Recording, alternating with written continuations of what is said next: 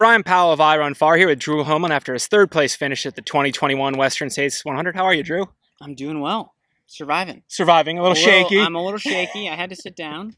Feeling a little dehydrated, but we're starting to get more in the system. You're doing all overall. Yeah, overall doing all right. Nice. Well, this is the first time we've had a chance to chat with you, so I'd love to know where you live, a little bit about your background, what you do. Yeah, absolutely. So I live in Boulder, Colorado. Mm-hmm. Spent 5 or 6 years in the Bay Area, which is where I really discovered trail running for better or worse. Got it. Hung out with the SFRC crew some. Yeah, the SFRC crew was, really where I fell in love with trail running, and was there for 5 or 6 years. Got to spend a lot of time with that incredible community, and then we moved out to Boulder in September 2019. So I'm there, and then I work remotely for a company out of San Francisco. Gotcha. So, were you a runner before you met up with the SFRC folks? What's your history with running? I did a little bit of running growing up, but grew up in northern Minnesota. Grew up playing hockey from age 5 until 18, and would run cross country to get in shape for hockey, but would never really took it seriously, and then started running a bit more in college, but really was when I moved to the Bay Area that I. But when you mean in college, you weren't like on the teams or anything? No, never. Ultimate Frisbee? Yeah, I played Ultimate Frisbee I went to Carleton, small liberal arts college. Oh, heck yeah. Malto meal. Yeah, exactly. Mom brands. Yep.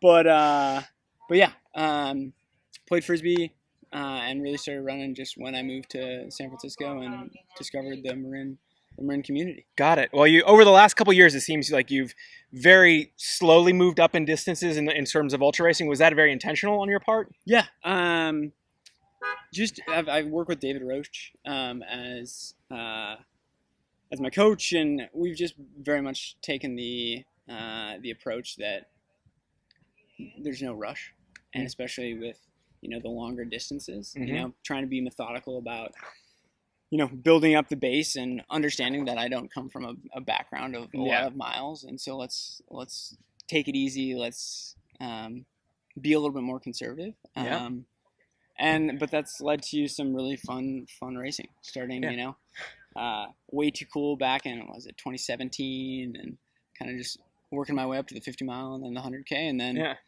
had a really good day at Bandera last year, and.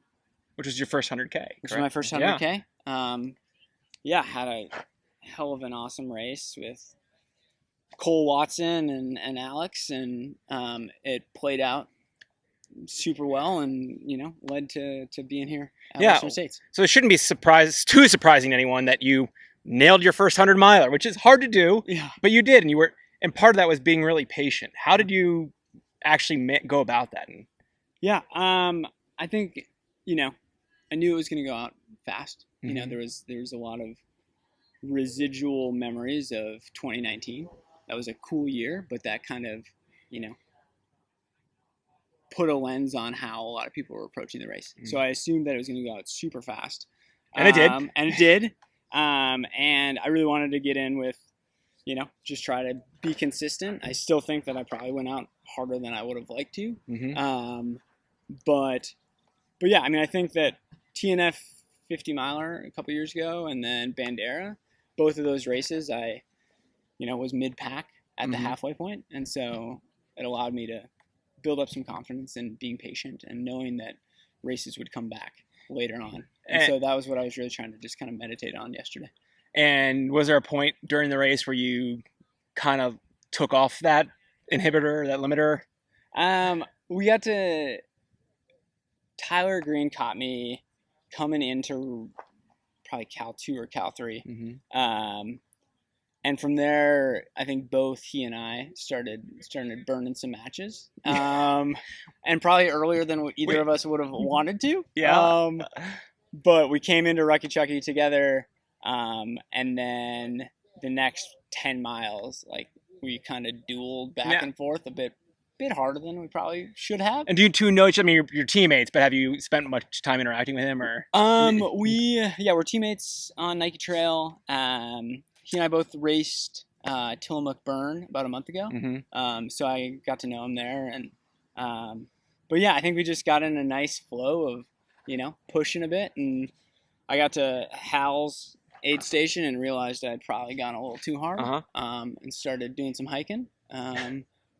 But at that point, it was like, let's try to survive this last 10 miles. So. And were you the wheels weren't falling off, you were just getting pretty tired. They were falling off Yeah? a bit. They were falling off a bit. Were you worried that things were going to collapse, or were... Yeah, I mean, I started hiking and was thinking at that point, like, well, maybe I can just hike it in this next 10 miles and survive for a top 10. Had no idea where anyone else was. And, in retrospect, the wheels were falling off. Yeah.